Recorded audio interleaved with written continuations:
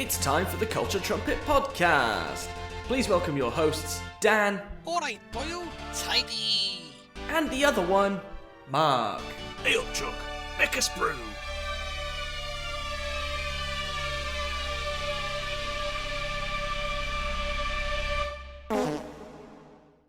Well, we're back. Yeah. Not for, who knows for how long, but...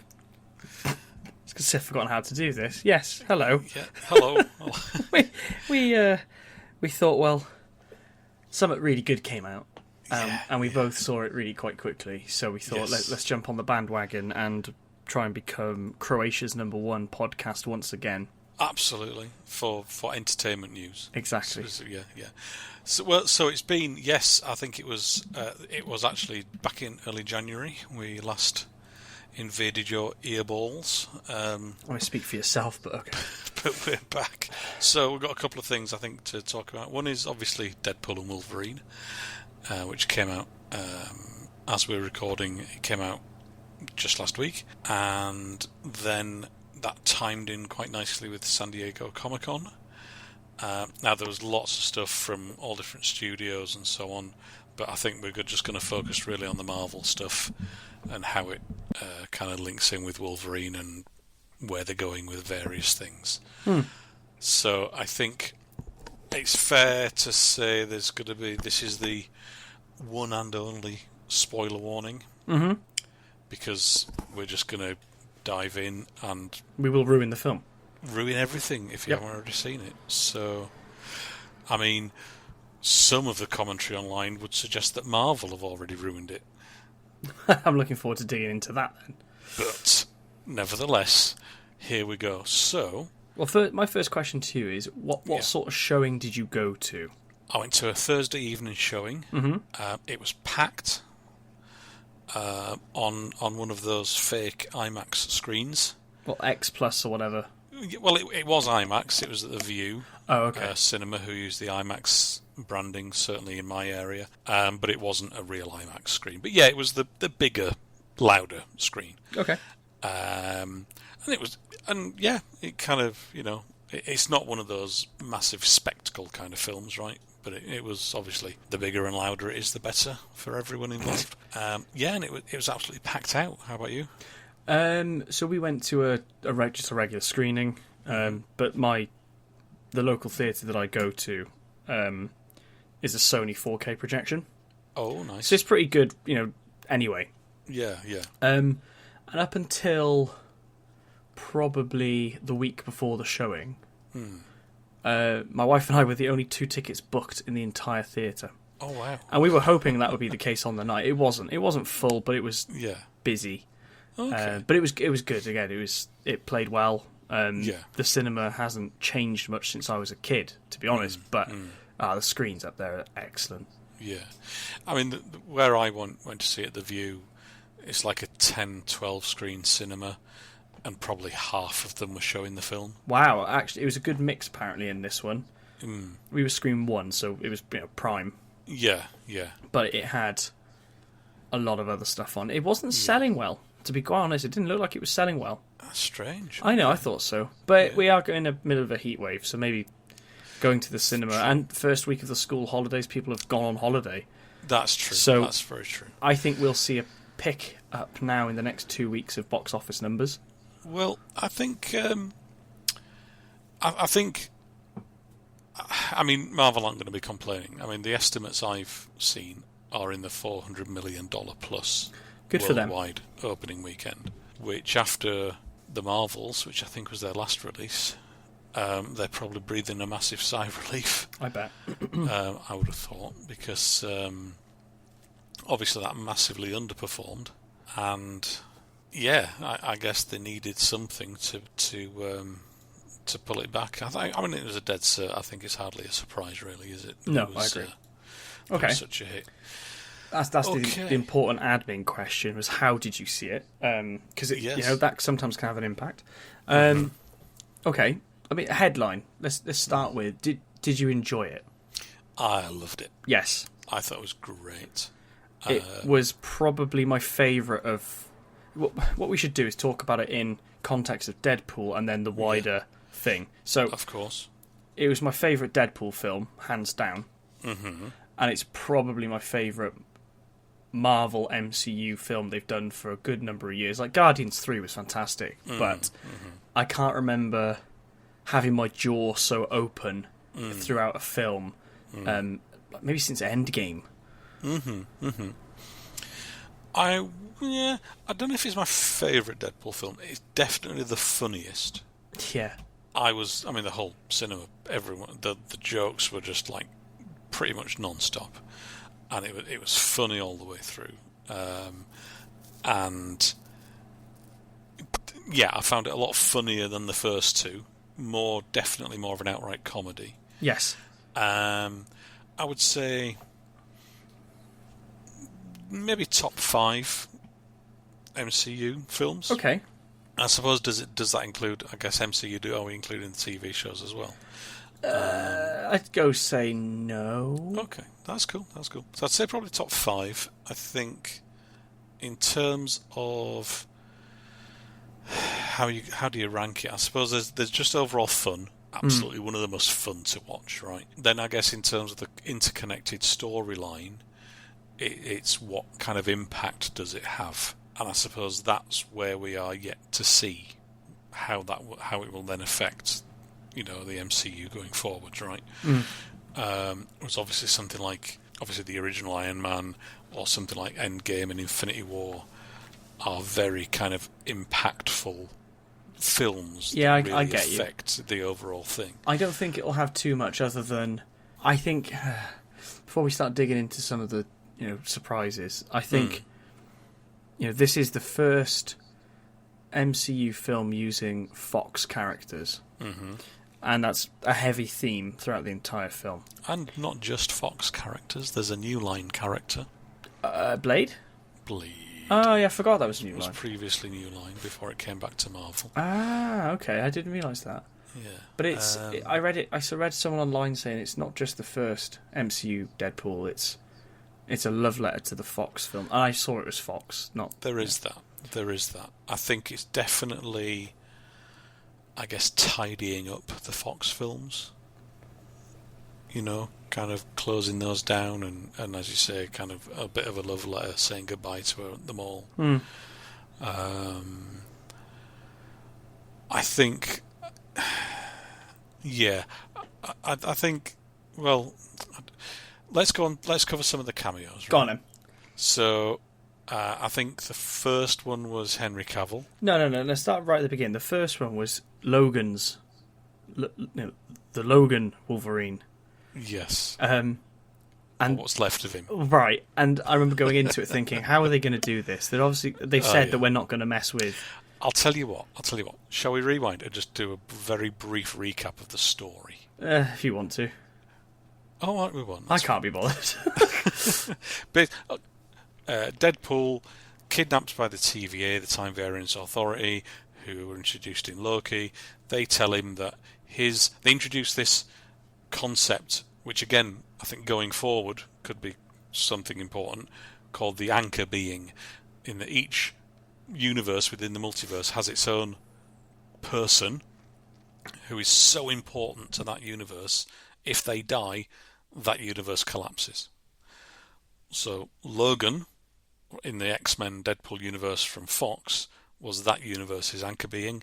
He died, obviously, in Logan, and Deadpool then, for reasons, has to find another Logan, because he thinks if he can replace the Logan that died with a new one from one of the other universes, he will save his universe, right? So he goes off. So obviously the first thing he thinks is that our quote-unquote Logan isn't actually dead, and that his healing powers have actually allowed him, although he's buried in a grave, to slowly regenerate. So we see Deadpool digging Logan's grave from the end of the Logan film. And then all I'm going to say is absolutely desecrating the memory of that we all had at the end of that film. Oh, that's really sad. But I like that they did say it wouldn't undo Logan. No, and it didn't. No. They did promise it wouldn't undo anything. I mean, it desecrated it. But I was struggling with the timelines, but let's not go into that. Yeah. But it's hilarious. It's a great opening sequence. Yeah, it is a fantastic opening scene.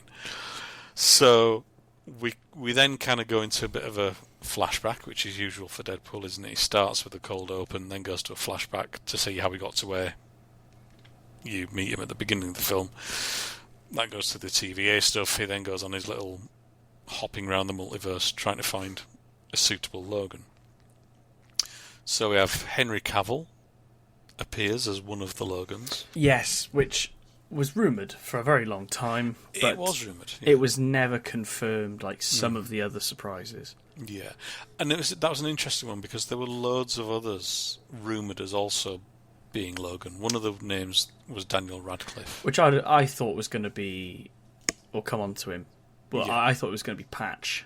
Yes, yeah. Well, that was the one that was rumoured specifically that was him. So there were lots of other cameos, lots of other alternate Wolverine actors kind of rumoured, but the only one which was true was Cavill. And that was quite a funny one as well. It's amusing. I mean, he's there with his motorbike, isn't he? And doesn't really do much, but just... Well, there's a joke at DC's expense in there. Deadpool makes a comment that we'll look after you better than those... I think he says the fucks down the road or something like that. Yeah. And I was like... I watched it back today, because it has been uploaded online, some of the cameos from the cinema, which is horrific, but there we are. I was like, I wonder if Henry Cavill will come back, but I doubt it. So he goes off and sees various kind of comic accurate interpretations of Wolverine from the various eras and storylines from the comics. My favourite one in this that made the whole cinema giggle. Yeah. Comic accurate height Wolverine. Like 5'1" or something. That was brilliant. 5'3". 5'3". Was it? Is that yes. And Hugh Jackman's 6'2". So the proportions look quite funny. Yeah, and that was great because I do remember when Hugh Jackman was first cast, one of the complaints was, well, he's far too tall.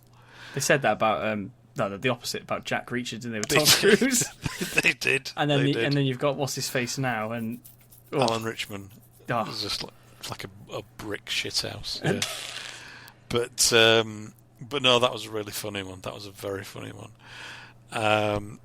But yeah, so he eventually finds who he thinks is going to be a suitable Logan, who turns out to be a drunk PTSD character because he's let his version of the X-Men down. You've missed a few here that I wanted to cover. Oh, go on then. The one I'd never seen before was Crucified Wolverine. Okay. So I had to read up on that, and I didn't really... It was from Uncanny X-Men, and it was from... I think it's called Fever Dream, is the particular... Okay. And it's basically he's just been, tortured and had a bad dream, I think. It was, but I didn't know too much about it, but he's haunted by hallucinations. Pardon me, but visually I thought it was stunning.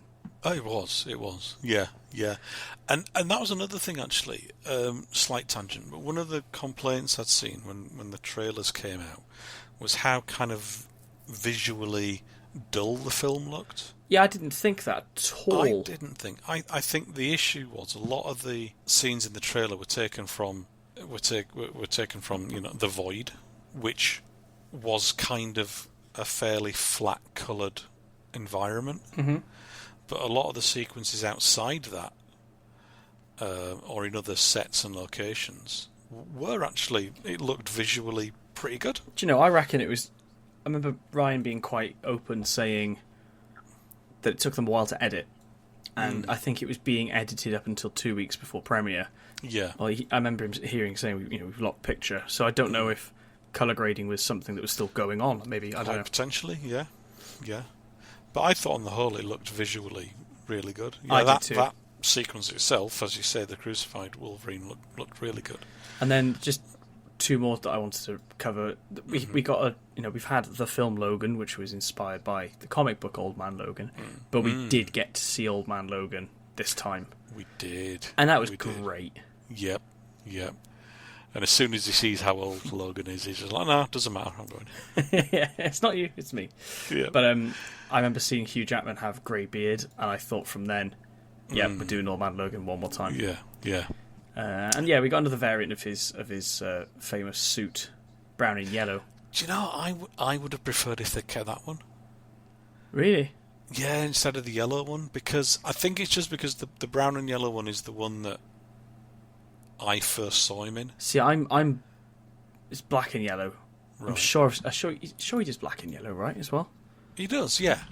He's had a few, but that brown version was like the one that I was first introduced to. That's in the interesting. Comics. But yeah, I'm nitpicking there.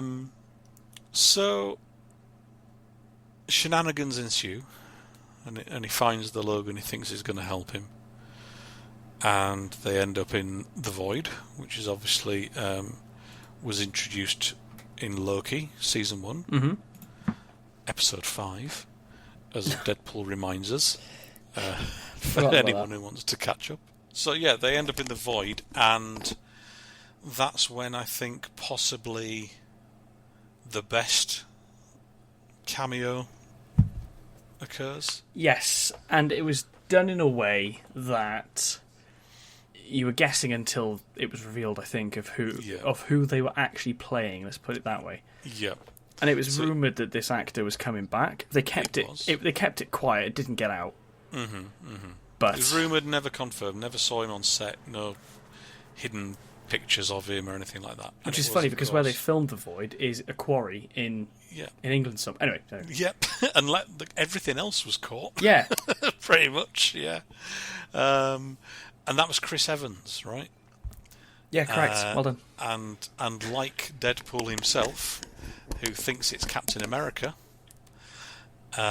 we soon find out he's not playing Captain America, but he is in fact playing Johnny Storm. Johnny Storm from the Fox Fantastic Four films. Or the not so Fantastic Four films. Wash your mouth out. The first one's a masterpiece. Okie dokie. So I think this again introduces something that clearly Marvel are now going to lean into, which we'll come on to later, which is acknowledging that the same actor can play different characters within the universe. I wonder where that's going later. Now, I think we've had that before with some minor characters. Gemma Chan always comes to mind. Yes. Oh, yeah, she actually wasn't that minor, was she, in Eternals? But yes, she's played two different characters. And there's been a couple of others as well. But here we are, front and centre, Chris Evans as Johnny Storm. And it's actually a fairly sizable... He's in it. It's not just like a cameo and off you go. He's in it for a fair few minutes, and he has a decent part to play. And I think he's clearly having a lot of fun doing it as well. Yeah, my first takeaway was I forgot that's how Chris Evans actually sounds when he's not being Captain America, because he's proper Boston in it, isn't he? Yeah. But yeah, it was nice to see him back doing something not Captain America, to be honest. Yes. In Marvel. Yeah. But it was very funny. You got to see him flame on a few times, and he had one of the... Again, we told you we were going to spoil it. One of the most graphic death sequences I've ever seen. Yeah. But that was the one time I went, the CG's not stood up well here. But the big baddie of the film, Cassandra Nova, Charles Xavier's evil twin, basically rips him apart bit by bit, like a reverse Dr. Manhattan.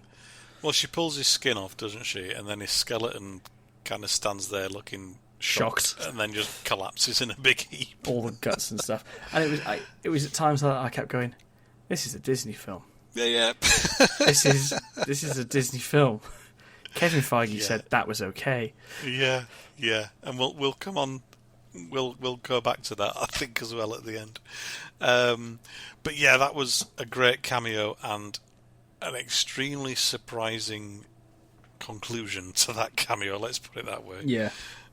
We also meet, I've put on my notes because I can never remember the guy's name, the Pyro fella. His name's Pyro. From X-Men 2. Was it X-Men 2? Yes. Yes, it was, wasn't it? Yeah. Well, to give its full title, X-Men 2, is it X-Men United? That's the one. Yeah. That's the one, yeah. And he's played by... I want to say it's an Aaron Stanford. Oh, I pulled that out of thin air. Hey, well done, well done. So it was good to see him back in again. Smallish part. Smallish, but he was good in it. And it kind of came back towards the end that I wasn't necessarily expecting. No. Again, maybe all day talk about the cameos, but it was nice to see the original Sabretooth again. Not the original actor, though. Was it not? No, I'm pretty sure it wasn't. Well, to me, it looked exactly the same person. It looked good, but given that X-Men was like 25 years ago, I would have thought he would have been a different actor by now. Have you heard of Hugh Jackman playing the character for the same length of time? But Hugh Jackman's Hugh Jackman, isn't he? Yeah, he sold his soul to the devil, we know that. Tyler Mane, wasn't it? Wasn't he an ex-wrestler? Oh, I don't know.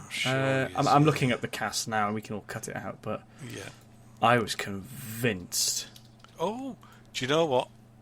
I sit corrected. It was him. Good God, he looks good. He did look good. No, that's fair. I thought it was somebody else because he looked so young, but it was him. So fair play. There were some subtle ones as well that came back from previous iterations of Marvel. Like there was a gent in a white and red T-shirt. And I said to my missus driving home, I said, I think that's the Russian from The Punisher. And it was. I just found that out. Oh, right, okay. So it was very subtle. No speaking parts, just existed as part of the baddie's entourage. Yeah, and there was some others, weren't there? There was Azazel, the red devil-looking guy. Lady Deathstrike. Yes, Lady Deathstrike, I saw her. Toad, oh, yeah, Toad, yeah. played by Ray Park, so that was cool. Was that him again, though? Yep. Was it? Google it. Bloody hell. Okay. When he's not doing Star Wars conventions, he's doing... He's playing that shitty character again. What do you got against Toad? I mean, we're not going to go down that route, are we? What? That character? Rubbish character? It's not. Oh? It's good. Oh, okay. Yeah, What makes him rubbish? It wasn't him. It wasn't Ray Park. I'm rubbish at this. According to IMDb, it was Daniel Medina Ramos. I could have sworn it was meant to be him again. Okay. That doesn't matter. Anyway. So, lots of different characters back in the background. Blink and you miss them kind of appearances. Yeah. All cool. Then, before Johnny Storm gets skinned alive, he mentions that he's part of a group of rebels, resistance fighters, trying to defeat or at least escape from Cassandra. He doesn't mention who they are, but we eventually meet up with them. Now then. So, one I knew was coming. Okay. Jennifer Garner as Elektra. Well, that was confirmed early on, wasn't it, I think, when they started filming. They confirmed that she'd be back. So that was nice to see. There was one that was kind of confirmed as a rumour, but it was confirmed in the last trailer that came out a couple of weeks ago. And that was Daphne Keane as X-23. That was good to see. So that was great to see. She was back. And then we get... I mean, no exaggeration when I say the crowd went wild. There were gasps. Blade. Wesley motherfucking Snipes. Now, I gasped at this, and I'm going to shock you. I've never seen the original Blade films. Okay. I was a bit too young when they were out, so I haven't watched them since. But I will go back and watch them. The two of them, the two films they made.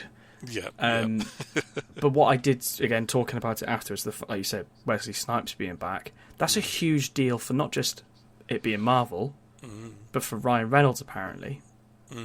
Because they had a big public falling out, didn't they, on Blade Trinity? They did not get on Blade Trinity. Another film that Ryan Reynolds has been a part of, Marvel-wise. Yeah. So Blade back, Wesley Snipes, which is great to see. And they lent into the joke about, obviously there is a Blade film coming. Mm-hmm. It's taking very, very long time, but there's only one Blade. That's what he kept saying. And it's like, yeah, all right there. Well, he actually said, there's only one Blade, there'll only ever be one Blade. That's it. And then Deadpool looks straight at the camera. And sort of goes, yeah. And then, of course, what I think got some of the biggest laughs personally was Gambit. I'd forgotten about him. And it was... Channing Tatum. Channing Tatum's Gambit, and of course the joke being that before Fox were bought by Disney, there was a long in development Gambit film that Channing Tatum was attached to. Several directors. I think for the best part of 10 years they were trying to get off the ground. Never happened, though. Never happened. And so to actually see him finally as this character... Do you know, a bit of me... It's brilliant. I know they did it on purpose in the film. I'm glad we haven't seen that film. His accent, I mean, it's got to be done on purpose. His accent is shocking. I mean, that's the thing. It's like, if they'd have made the film, that as a cameo would not have worked. No. In the way it did. Because it's just fucking hilarious. It is good, yeah. Because the accent thing, you're right, is just fantastic. And what was one of the comments about, I want to be remembered for what I've done or what I did and what I might have done. It's like there's something about what could have been kind of thing. And I just thought that just worked so well. I think that was probably I think Blade was probably the kind of big surprise cameo that kind of got people talking the most. But I think the Gambit one is probably the one that worked the best as a gag. Yeah. As a cameo, in terms of like milking it. It wasn't a throwaway either. Like those four characters did have a part to play in the film. They did. So, they did. Yeah. And obviously at the end we see X-23 back in the real world in Deadpool's universe. So you're right. And Wolverine and Logan. Yes, of course.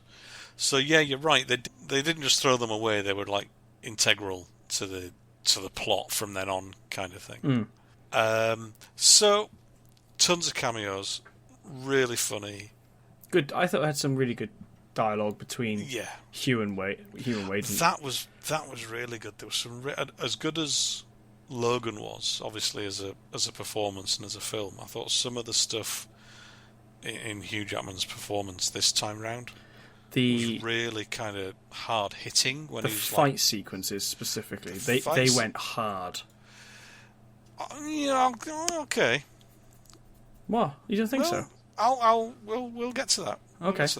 But I think just in terms of his performance as that Logan, when he's talking about when they're in the car and he's kind of criticising Deadpool and saying what a loser he is and all that kind of thing. It was like proper laying into him, like proper conflict and drama. It's a comic book movie. It's only they're all going to work out fine. But it was like that proper kind of anger and kind of thing. I thought worked really well in terms of his performance. I thought it was a great performance. Let's get on to then what weren't you keen on? Is there anything you would criticise? Yes. I felt some of the CG at time... I thought the settings and the landscapes was bob on. Mm-hmm. The sets were great. Mm-hmm. Some of the CG at times I thought went, oh, this isn't great. And the one that my wife pointed out, I didn't think about it until I saw it again online, is, and we'll come on to the sequence at some point, but when Wade or Deadpool and Logan jump through the bus, yes, and they do their comic book accurate sort of poses, at one point the shot just sort of lingers on them a little bit too long, and Hugh is completely CG at this point, and he just bobs up and down like a video game character. I didn't think about it until I saw it again. I went, oh yeah, I see it now. And it's like, come on. I mean, I saw that. That stood out like a sore thumb straight away. Okay. And I it's like just in awe, I think. I mean, I get them using CG for the jump, but they could have transitioned back to the live action actor, which is what they normally do, right? They can pretty seamlessly switch between real and CG depending on the stunt, and it's weird that they didn't. Agreed. Because they could have just had Hugh Jackman standing there pulling that pose and saved themselves $500,000. Do you know what I mean? And criticism, yeah, I get you. Criticism, it was weird. I wonder if that's something where they might go back and fix that. I'd never know. Well, they've done it in the past. They did fix a couple of shots from the last Thor film, didn't they? I can't remember that. There's a sequence, I think, where all the kids have been kidnapped by Gore. They fixed it? Yeah, there was a thing like holographic. Yeah, I remember the kid. I remember it now. Kid's head. Well, fix is probably the wrong term, but they changed it. Oh, I didn't realise that. For Disney Plus, I guess, and major main releases. Yeah, so I wonder if that's something they might take the opportunity to correct. There was another shot. You're right. The one where Johnny gets skinned as well looked a little bit. Yeah. Too shiny. That's a good way of putting it. Yeah. I think my criticism, is maybe I was expecting, or did it need, more cameos? And that's probably down to all the rumoured cameos that there had been for the last year. But that's because they were doing that on purpose. I'm sure they were. So we after stuff like Taylor Swift. Yeah, all that kind of stuff, and the Daniel Radcliffe Wolverine, and blah, blah, blah. But then you think, well, if they have too many, then they don't service the characters well. Right. Whereas at least here they did, like we were talking about the Blade and Elektra and Gambit and X-23. They actually managed to fit them into the storyline and give them something to do. So I guess the risk of having too many cameos is their screen time then gets reduced, right? So I guess it's a tricky balance. And I think you were saying the other day on the chat, there could well be a lot more that were planned and filmed. Yes. That we'll never know about, or we might see deleted scenes. Quite right. And I think it's maybe... I think where we'll see that is they are releasing, as I think they do with all the Marvel films, the art of books. Oh, yeah. Where you see all like the kind of concept artwork and costume designs and things. And I think we'll probably see there a ton more. Where even if they never got as far as filming them, they were certainly planning these characters to appear. Yeah. And I think we'll see a lot there. I think where I would criticise it is some of the action, to me, felt a little bit flat. That's interesting, because I think the first scene where Hugh and I keep calling him Hugh, Wolverine goes at Wade, I thought was fast paced. They let them go ham at each other, and I thought that was great. And then you get a second sequence in the car, which I thought was really well done. I thought the car was fantastic. Okay. Really inventive. I think I'm probably comparing it to the second one, which was directed by David Leitch, who, if you don't know who he is, he co-directed the first John Wick. That's right. I remember I knew his name from Wick. Yeah, he also directed Atomic Blonde, which I haven't seen. Which has got insane action. And he also directed Bullet Train, which is excellent. And again has a lot of that close quarters fighting, restricted space. And I think the fight in the car reminded me of the inventiveness of some of those fights that you get in John Wick and Bullet Train, where you've the very restricted areas that they've got to fight in. That's good. Whereas some of the other bigger fight scenes, or on a bigger scale, maybe just lacked a little bit of the edge, maybe, of Deadpool 2 and other David Leitch films. I think what's his name, Sean Levy, I think is a good director. He's worked with both of Ryan Reynolds and Hugh Jackman before. Clearly got chemistry. He's got a gift for kind of the lightness and the comedy and the drama. But I do think on the action side it was a little bit lacking, just in the kind of inventiveness. That, as I say, the car scene was fantastic, and that the aftermath shot of them both exhausted sleeping was just fantastic. Yeah. and that was really well done. But just some of the other fight scenes didn't quite do it for me. Oh, that's interesting. Okay, to start bringing that bit to a close. So let's go towards the end of the film. We mentioned that shot where they come through the bus, but to get to that point, where there's a good couple of hundred seemingly Deadpool variants as well, because of course there's Wolverine variants, and the baddie tries to stop Wade and Logan by giving loads of Deadpools to defeat. Yes. And there were some very good variants there. So we had a Cowboy Deadpool, played by Matthew McConaughey. The zombie Deadpool with the spinning hat. Yes. Played by hang on. Go on. Nathan Fillion. Oh, that was it. Yes. There was two of the Kid Pool, which was one of his kids, I think. As was Baby Deadpool, I think. Yeah. Which Dogpool, of course, we all knew about. Dogpool, yeah. One thing I will say is Baby Deadpool is the last Deadpool for them to meet. Yes. And my brain was going, they're not going to kill a child, are they? I can't remember what happened, but I remember going, nah. We had Lady Deadpool, which was voiced by Blake Lively. Yes. Whether it was her in the suit or not, I don't know. I was hoping for a Ryan Reynolds in a wig. Oh, we did have Ryan Reynolds in a wig, though. We had Nice Guy Deadpool. Nice Guy Deadpool. He was hilarious. Who was brilliant. When they say, where's your mask? And he just points at his face and smiles like, well, but my favourite one, and I'm not biased at all. Oh, no. Welsh Pool, which is also a town in Wales. Paul Mullin. I knew that there was a Wrexham footballer in it because Ollie Palmer was confirmed as one of the bar attendees. That's right. But I was surprised that it wasn't Paul to begin with. But yes, that was quite cool. And there's also Rob McElhenney as a TVA soldier, but given that he kept his helmet on all the time, we don't apparently know which he got one. cut. He did say that, didn't he? Afterwards, yeah. I was hoping that in the hallway scene right at the beginning, he says, "I can't see your eyes. Take your mask off." I was hoping that he was going to do that. Yeah. I mean, yeah. Maybe we'll never know. There was the ending as well. Basically, they stop this big fucking machine, right? And they win. Happy days. But they work together. Everyone works as a team. It's great. There was one particular scene that I remember Hugh saying in an interview, going, "I wanted to look really good for one particular scene." I said, "I won't give it away," but it kept getting delayed, and then the strikes, and he said, "Oh, why did I care so much? We should have shot it sooner."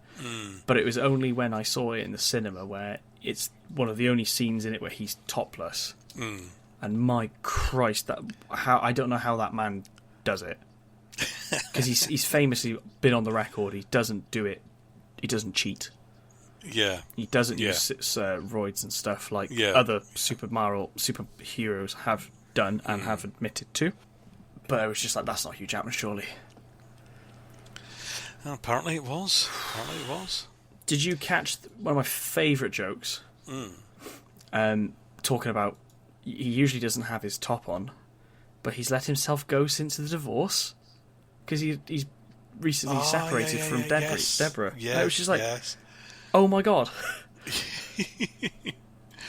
Sorry, just no, you're right. Moment I thought, oh my god. No, you're right. Yeah. I mean, I think just one criticism again. I think the only thing again that let it down was once again the villain. Oh yeah, was just. I mean, she was great. Emma Corrin was fantastic, but just the same kind of villain with an evil plan, and ultimately stopped relatively straightforward. Yeah, didn't really get anywhere, kind of thing. And I think that's, I don't know. I just think it's a shame again. That's the big Marvel problem, is the villains, which might be something they can solve soon. I was surprised we didn't get a Charles variant. Yeah, that was one of the ones I was hoping for, because I thought Emma Corrin did actually bear a passing resemblance to James McAvoy. There was a facial feature act that she did when Logan was trying to get her, and it's like a smirky type thing, and it's like, that was James McAvoy. Yeah, Yeah, and whether that was intentional or not, I don't know. But I could have believed them side by side. Yes. So that is a wee bit of a shame that we didn't get a Charles, at least this time. But overall, what would you give it out of 10? Oof. I think it was up there for a 7 or an 8, maybe. Yeah, I'd go just with that. Because I was smiling, I laughed. It wasn't as emotional as I think I was preparing it to be, because it was meant to be. But it was a nice, again, love letter to Fox, and the credits roll, and there's some lovely behind-the-scenes footage of the old films, and it just made me feel nostalgic. Yeah. And I liked it, and also getting to see my favourite Marvel character back again with the best actor that will ever portray Wolverine on the big screen again, after being very sad that you'd never see it again, was a delight. And we saw it, well, at time of recording I saw it 4 days ago. I'm already going, when am I going now? When's the next time? Because it was just so much fun. It was really good, really the opening sequence alone, I'd watch that on loop for 2 hours. Yeah I think some of the criticism has been, I don't know, some of it I can understand, but some of it you just think, I mean, crack a fucking smile once in a while. Just enjoy a film for being a silly film. Being a romp. Yeah, you know what I mean? It's like, they're not pretending to be making bloody classics. Citizen Kane. Yeah. They're just fun films. I think what was the most impressive is that they got away with so much. Which is what you wanted. Yeah, you wanted to come to that, didn't you? Yeah. The fact that they were digging at Marvel, like he said to one of the characters, "Welcome to the MCU. You've arrived at a bit of a low point." Yeah. And it's like, oh, okay. Do you know what? It's funny. I've just opened my phone quickly, and the first thing I've come across is a photo of Hugh in that scene that I just mentioned. Right. And I'm looking at it. I'm not convinced it's him. Okay. I'll send it to you on Slack. But, I mean, I mentioned I'm married to a lady. I see that and I go, whoa. I can appreciate the effort that man's gone into, But a couple of people went, whoa, when he did this particular scene. Okay, so shall we move on? If we have to Comic-Con. So, I guess let's quickly go through some of these. So, Giancarlo Esposito's role in Captain America 4 was finally confirmed as Sidewinder, who's the leader of the Serpent Society. Okay, that's pretty cool. There were lots of rumours and claims about who he was playing, and none of them were correct. Oh, really? Yeah, there was a character called George Washington Bridge or something from the comics. That's the one I saw. Okay. So all these leakers who make their money out of so-called clickbait, accurate leaking and all this lot, not one of them got that. So good. Good. Yeah, basically good. Still interesting to see. I mean, I'm not familiar with the character, but the Serpent Society are in the film. They sound like a naughty bunch of people. So, and if he's their boss, gotta be good. I mean, he's an excellent actor, so yeah, he is. Can't wait. And hopefully, again, bad guys. Hopefully, he sticks around for more films, because they have this habit of getting great people in to play the bad guys, and they just disappear. Agreed, and he shouldn't be wasted. No. Fantastic Four has now got a subtitle, First Steps. Which I was a bit surprised that they tagged it. Yeah. I think it's a bit of a naff one as well, to be fair.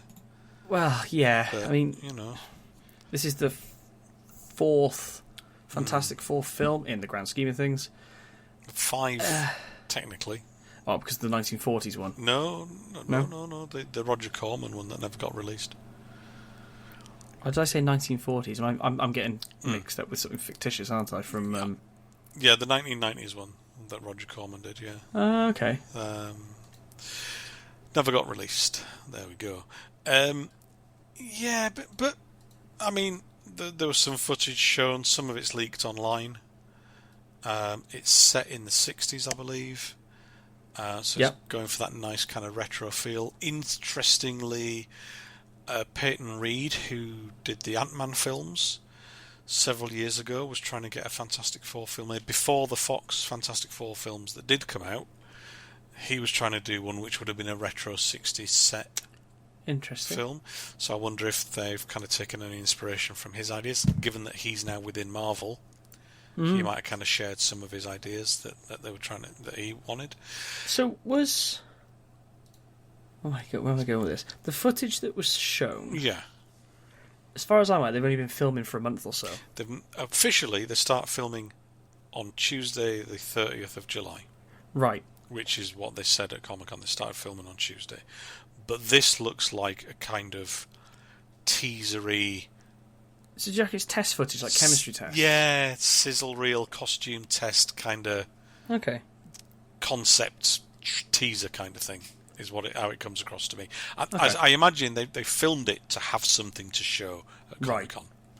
Right. Is my kind of thing of like, we've got the cast announced, we've got the costumes, we've got the sets, let's do something that we can quickly put together and show. Fair enough. So it's set in the 60s, but it's also set in a different universe, not set in Earth 616.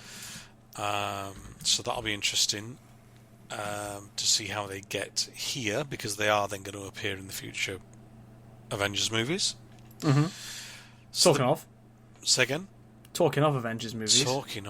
So Avengers 5, which was previously called the Kang Dynasty. Remember him? Has now been renamed Doomsday. Why is that, Mark? Well, because Doctor Doom's in it. Doctor Doom? Doctor Doom. And who be being Doctor Doom? Well, who be being Doctor Doom is, what's his face? A kind of young up-and-coming actor. Oh, yeah. Has he been anything I've just seen? Nothing you'd have seen, no. Oh, okay. Oh, he was in Oppenheimer last year. I love Cillian Murphy. Yeah, right. So, Robert Downey Jr. is coming back to the MCU. Like, what the fuck? As specifically Victor Von Doom. I'm not an expert, but which is always me trying to go, well, I'm not an expert, but I'm going to pretend to be. I googled this, going, there's no way that they'll bring back Robert Downey Jr. to not be Tony Stark. So, and Tony Stark and Iron Man are two different things. I thought Iron Man became Doom. I think it's the other way around. I think Victor Von Doom became Iron Man. See. But calling him Victor Von Doom suggests it's a different person, whereas just Doctor Doom is the alter ego. Anyone can be that. Precisely. Anyone can be 007. Precisely. Just like with the armour on, anyone can be Iron Man. So that's why I'm saying they specifically said he's playing Victor Von Doom. That's weird, see now. Well, I guess as a plot point it could work. So imagine this. I imagine they'll have to introduce him before Doomsday. I suspect they'll introduce him in the Fantastic Four. At least partially, because he is a Fantastic Four villain. Yes. So here's my theory, right? Fantastic Four, set in the 60s in a different universe.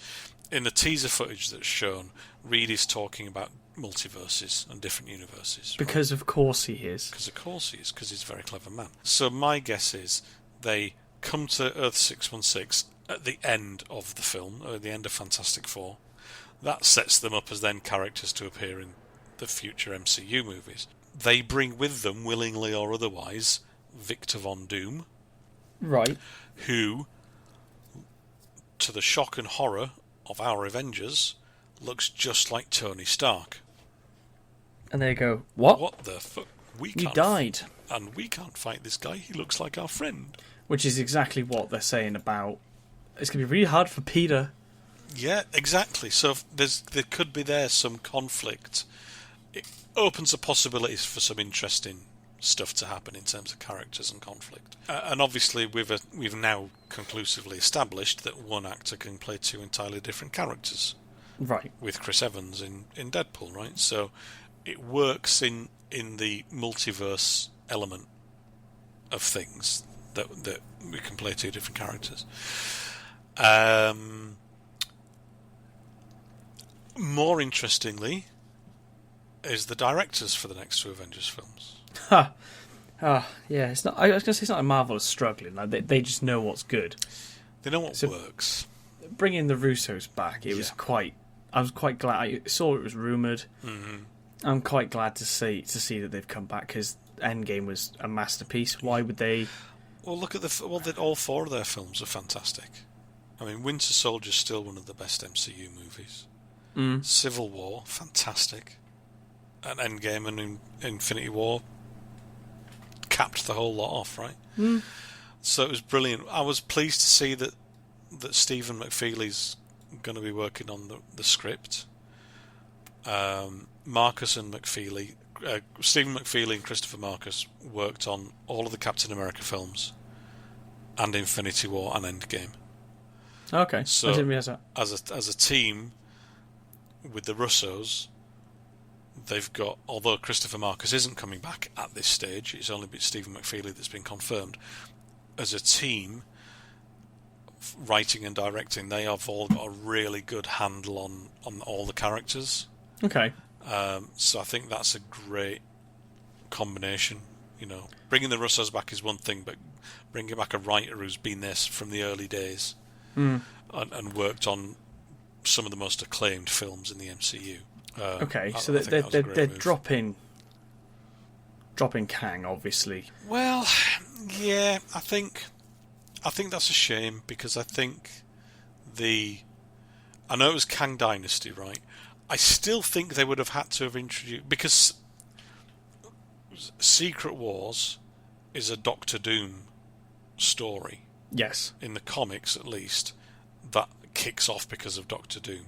So they would have still had to introduce Doom at least one film in advance and have him around, like, building up as a bigger and bigger threat for Secret Wars. So even if they'd have kept the 5th film as Kang Dynasty, I still think Doom would have been introduced in Fantastic Four, and he would have been there at least in the background of Kang Dynasty before then being the main bad guy in Secret Wars.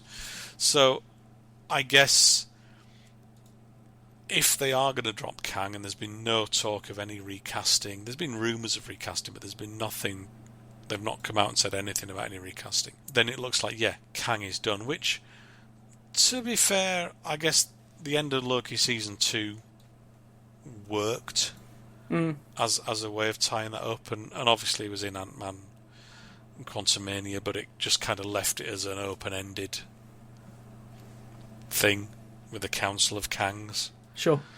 And they can pick it up at some point, or they can just leave it where it is and it has no effect on anything else. It's a real shame, because I thought Jonathan Majors was good in the role, and it would have been interesting.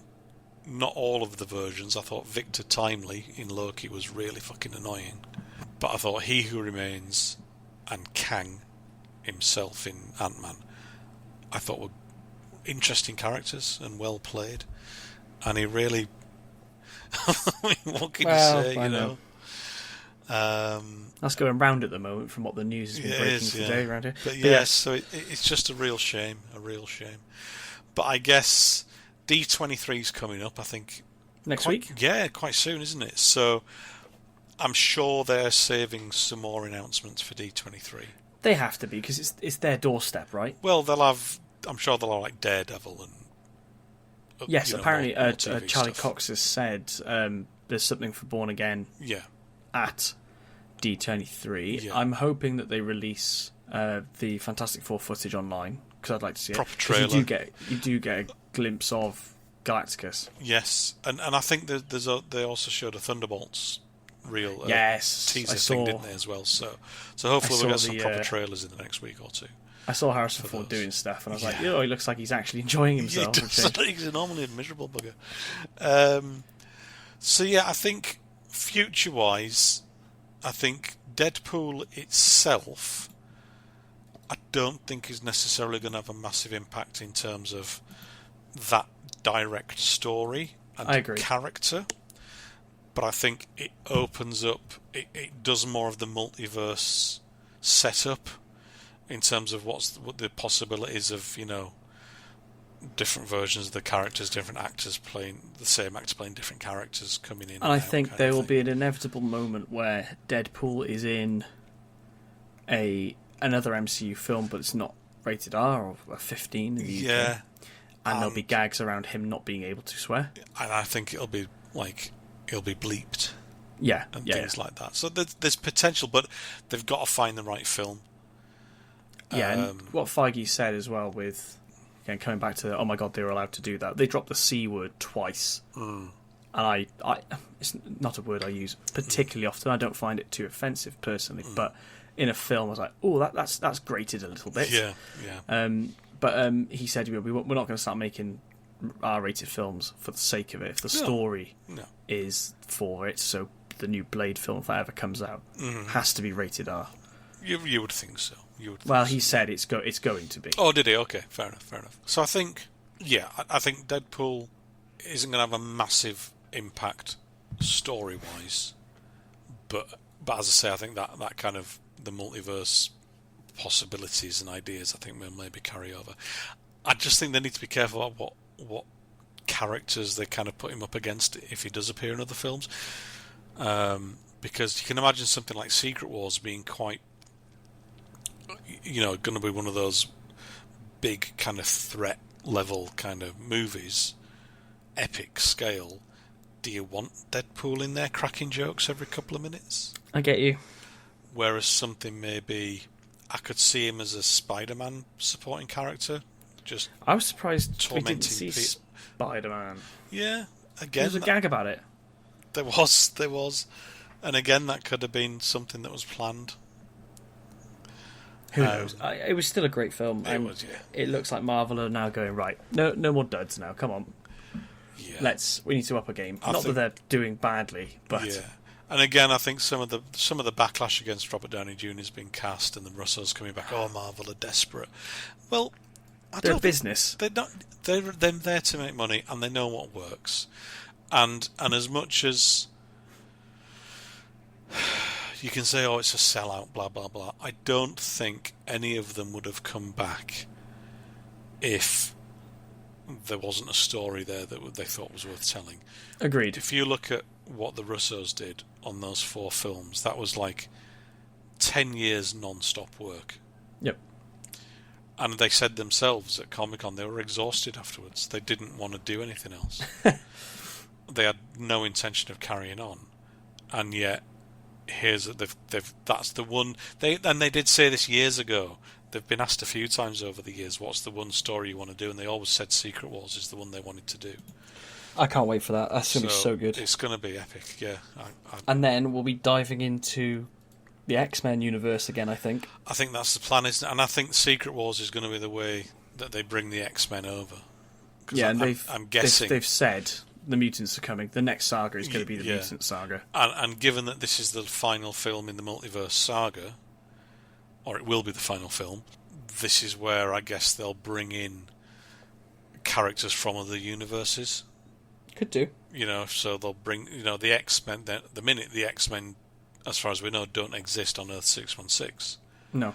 Well, if they do, what the hell have they been doing? Precisely. Whereas, if they just don't exist, but Secret Wars brings them here, potentially against their will, there we go. Now we have ready-made mutants. No need for introductions, kind of thing. Yeah. I like that. Which obviously makes things a bit snappier. One last thing, interestingly, Avengers, Doomsday and Secret Wars are going to be co-productions with the Russos production company. That's interesting.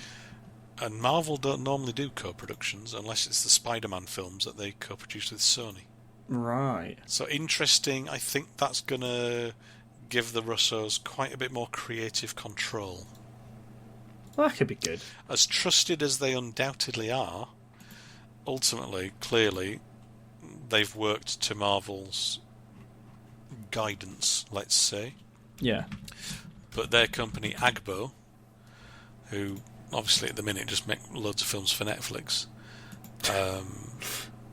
co-producing, which is interesting in terms of what kind of control they'll get. So let's start looking forward now to what's coming. So we've got a couple of TV shows coming out this year. So we got Agatha All Along. Yep. which I'm not bothered about. I think it'll be fun. I'll watch it. There's a couple of other things. The main film for now is next year, so only one Marvel film this year, Deadpool Wolverine. That's it, yep. Captain America next year. Yes, yep. Along with Thunderbolts. Can't wait. I'm really looking forward to Thunderbolts, actually. I am too. Thunderbolts asterisk. I think they'll be Thunderbolts by the end. I think they'll all get killed off. Perhaps. Thunderbolts asterisk. Yep. Not yeah. I can't remember how, I said it once really well, but yeah, not all Thunderbolts will survive. And then Fantastic Four is next year. I can't believe that. Yeah, this time next year. Yeah, it'll be out by now. But I think that's the first film of Phase 6. Oh, I don't know anymore. Well, I'm just looking on Wikipedia, which obviously is the most accurate place to go. And they list Thunderbolts as the last film of Phase 5. Okay, interesting. Let's have a look what they've got as Phase 6. Phase 6, they have Fantastic Four next July. Blade is still meant to be next year. Yeah, next November. Then Avengers May 26 and Avengers Secret Wars May 27. God, that sounds mad saying that far in advance. But they've also got to fit in there Armour Wars, which has been filmed already. Yeah. That was shot early. Last year? It might have been last year, actually, yeah. Another Spider-Man film. There's a Shang-Chi sequel still planned. And then at some point the X-Men stuff to come along. Crazy time. Crazy times. But yeah, there's Daredevil next year as well. That's going to be excellent. I think they're certainly cutting back. I think they kind of realised that the volume of stuff was affecting quality, and I think they've kind of said that essentially. That they can just kind of focus on quality rather than churning stuff out. Yeah. Oh, jolly good. It seems to be fun again at the cinemas with Marvel. So it does. I'm looking forward to Captain America and Thunderbolts. Fantastic Four I'm really looking forward to because I love like 60s retrofuturism aesthetic. I think that could be a really cool looking film. I think they've got a good cast as well, so let's see. Fantastic cast. Let's see how it goes. Fantastic cast. Well, there we go. Just over an hour. You lie down. I think we've covered just about everything we wanted to say. Well, yeah, I have opinions. Well, we can always come back for a part 2, can't we? Well, all I'm thinking of is, moving forward with the Culture Trumpet podcast, one-offs seem to be decent, and, there's a small film called Alien Romulus coming out soon. There is. I think we'll definitely be getting back. What the fuck? I think we'll definitely be back to talk about that one. I think that's, especially because of where it's fitting in, I think there'll be some things that we'll want to talk about together, so we might as well record it. Yep, I have my theories, which I've already shared with you. Yep, I saw you tweet about them as well. Yes. Your head canon, I thought that was great. Yep. My little brain went, he told me that first. And then I shared it with everyone else, but exactly. I ran it by you first. I went, that sounds great. We'll see. I'm probably completely wrong, but, wishful thinking and all that. Jolly good. Thanks for listening. And we will be back soon. We won't leave it quite so long next time. Unless you ask us to. Yeah. Back by unpopular demand. Right. Boom. We're done. Yeah, man. Cheerio. Ta-da.